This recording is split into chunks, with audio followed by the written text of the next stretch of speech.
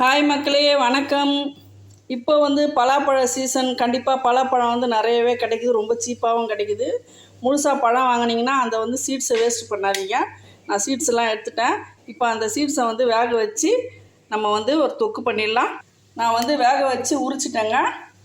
இது இட்லி அவிக்கும் போது அடியில் போட்டோம்னா நம்மளுக்கு ஈஸியாக அந்த 5 நிமிஷம் கேப்பில் வெந்துடும். நல்லா அழகாக வேக வச்சு உரித்து எடுத்துட்டேன். இப்போ இது ஒரு 1/2 கிலோ அளவு இருக்குங்க இந்த பலாப்பழ கொட்டை.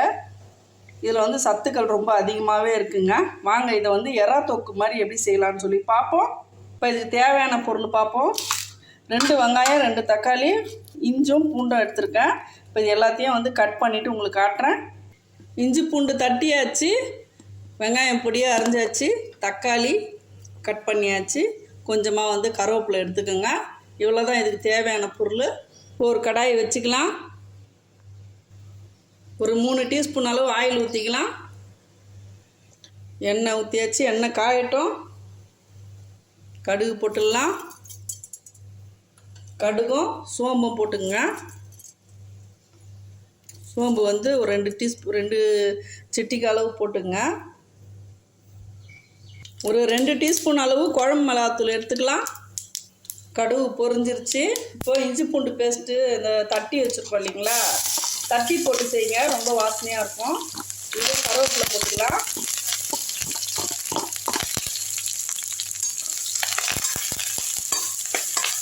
நல்லா வதக்கி விட்டுருங்க. தீயை குறைச்சி வச்சுருங்க. இதுலேயே வெங்காயத்தை போட்டுருங்க.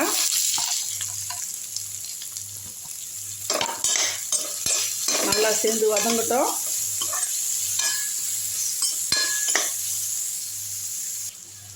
நல்லா வதக்கி விட்டுருங்க.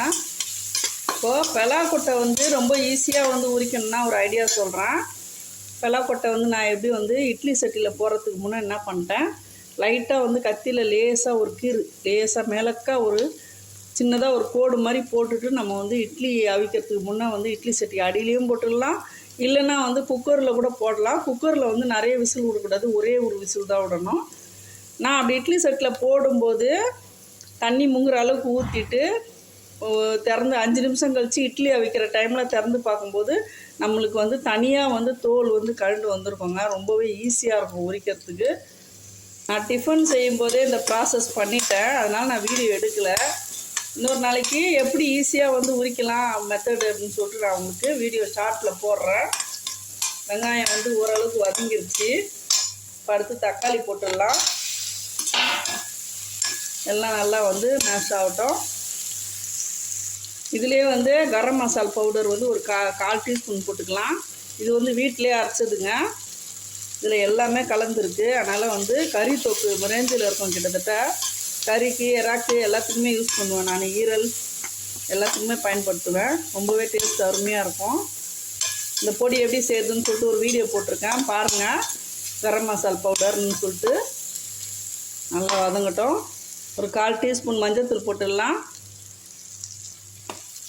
நல்லா வதக்கி விட்டுருவோம். அதையும் ஒரு 1/4 டீஸ்பூன் அளவு பெருங்காயம் போட்டுப்போம். இது பலாக்கொட்டை வாயுங்க, அதனால் பெருங்காயம், சோம்பு, இஞ்சி பூண்டு இதெல்லாம் சேர்த்து செஞ்சோம்னா ரொம்பவே நல்லது. அடுத்து இந்த குழம்பு மிளகாத்தூள் இதில் போட்டுடலாம். நான் 2 டீஸ்பூன் அளவு எடுத்திருக்கேன். பலாப்பழம் சுகர் இருக்கிறவங்க சும்மா ஒரு சொலை அப்படி 2 சொலை அப்படி சாப்பிடுங்க, நிறைய சாப்பிடாதீங்க.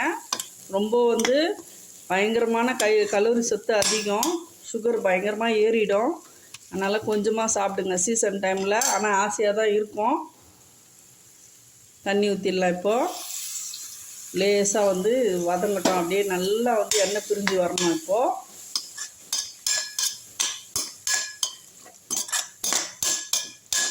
நல்லா வதக்கிட்டு கொஞ்சமாக உப்பு போட்டுடலாம். நான் ஒரு 1/2 டீஸ்பூன் அளவு போடுறேன். ஏன்னா இந்த பலாக்கொட்டை ஒரு 1/2 கிலோ கிட்ட இருக்கும். இந்த கொஞ்ச நேரம் நல்லா பச்சை வாசனை போகிற அளவுக்கு நல்லா வதங்கி வரட்டும். நல்லா வதங்கி வருதுங்க பாருங்கள். இந்த மாதிரி நல்லா மேஷ் ஆகணும். தக்காளி வெங்காயம் நல்லா கூழாக மேஷ் ஆகணும். அவ்வளோதான். இப்போ போகிற ஸ்டேஜுக்கு வந்துருச்சு. இப்போது பலாக்கொட்டை எடுத்து இதில் கொட்டிக்கலாம்.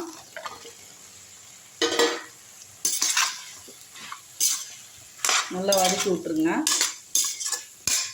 நம்ம வந்து தொக்கில் முதல்லே வந்து நம்ம வந்து நல்லா வந்து தொக்கை வதக்கிட்டோம்னா அதுக்கப்புறம் வந்து பலாக்கொட்டை வந்து குழையாது. நம்மளுக்கு நல்லா செவுக்க வறுத்து வச்சிடலாம். ரொம்பவே சூப்பராக இருக்கும். கறி தொக்காட்டம் இருக்குங்க.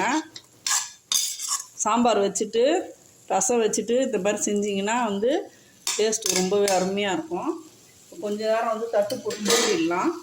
தீயை குறைச்சி வச்சுட்டு அப்படியே வந்து ஒரு 10 நிமிஷம் விட்டுடலாம்.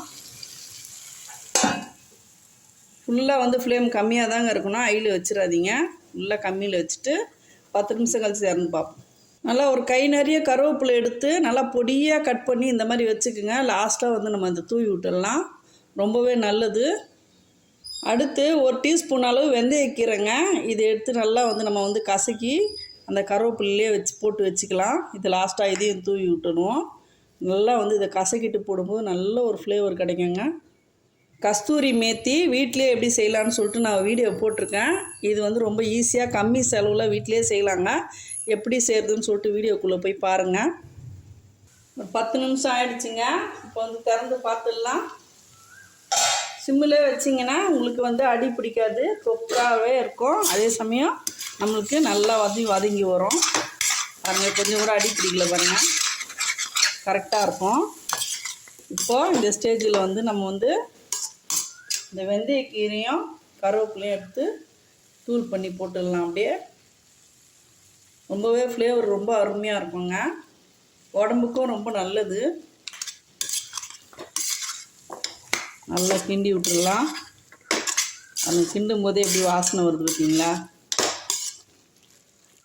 பலாக்கொட்டை வந்து வாய்ப்பு கிடச்சிதுன்னா, பலாக்கொட்டை இருந்துச்சுன்னா சும்மா ஒரு 10-20 கொட்டை இருந்தால் கூட நீங்கள் கொஞ்சமாக வந்து அழகாக செய்யலாம். ரொம்பவே டேஸ்ட் அருமையாக இருக்கும். நீங்கள் இதே ஸ்டைலில் ஒரு முறை செய்து பாருங்கள். கண்டிப்பாக டேஸ்ட்டு ரொம்பவே அருமையாக இருக்கும். கறி தொக்கு, எறா தொக்கு ஸ்டேஜில் இருக்குங்க டேஸ்ட்டு. இவ்வளோ நாள் நம்ம வந்து இந்த பலாக்கொட்டையை வந்து தூக்கி தூர போட்டோமே, நம்ம வந்து செய்யலேன்னு ஃபீல் பண்ணுவீங்க. கண்டிப்பாக நீங்கள் செய்து பார்த்துட்டு கமெண்டில் சொல்லுங்கள். இந்த வீடியோ உங்களுக்கு ரொம்ப பயனுள்ளதாக இருந்தால் ஒரு லைக் கொடுத்துருங்க. வீடியோ பிடிச்சிருந்தா லைக் பண்ணுங்கள், ஷேர் பண்ணுங்கள், சப்ஸ்கிரைப் பண்ண மறக்காதீங்க. தேங்க்யூ மக்களே.